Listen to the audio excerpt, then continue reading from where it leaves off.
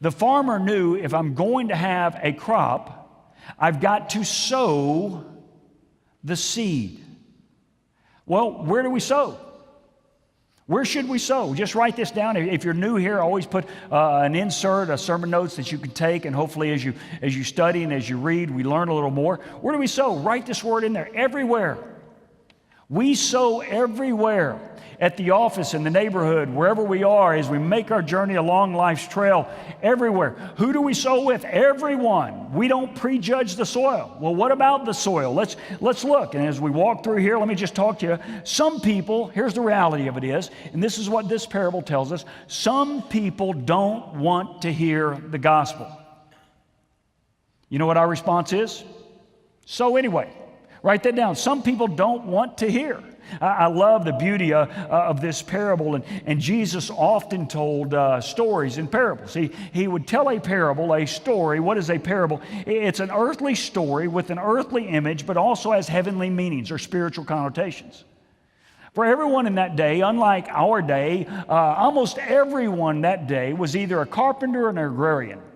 And they certainly understood the idea of sowing and harvesting. And so Jesus tells them this very practical story, one they truly could identify with. Many of them actually practiced this. They had learned it from their dads and their grandfathers over and over and over again, that, man, if a farmer wants to reap a crop, he's got to sow the seed. And so they saw this earthly image, and Jesus took and put a spiritual meaning on it.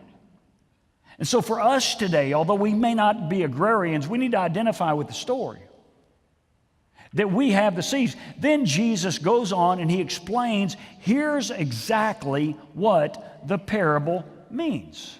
Because a lot of people, they want to step back and say, all right, and I think a lot of people get off in the ditch because they want to go in here and say, all right, now, which kind of these soils are Christian, which one's not? Did that one gain salvation and then lose salvation?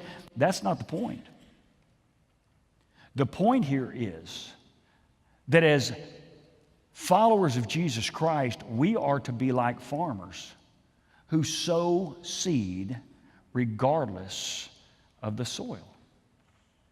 But the reality of it is, Jesus said some people don't want to hear the gospel. Look at it in verse 12. He says those, and here's his explanation, those along the path are the ones who hear the gospel, and then the devil comes and takes away the word from their hearts, so that what? They may not believe and be saved. Man, those are people that they just want to hear the gospel. They're just hard to the gospel. You share the good news. You share the gospel. You invite them to church.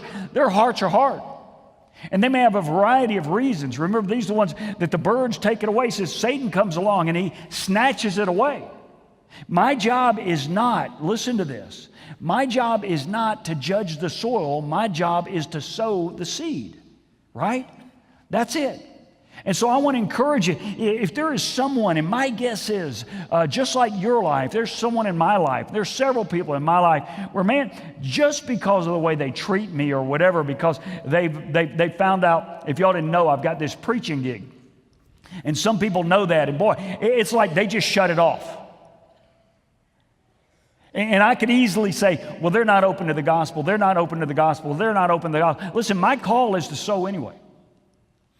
Your call, my guess is you have some people in your life that, man, if you just think about them, you think there is a wall that is there, and you know what? They may not want to hear, but that still does not relieve the farmer or the follower of Jesus from the responsibility of sowing our seed.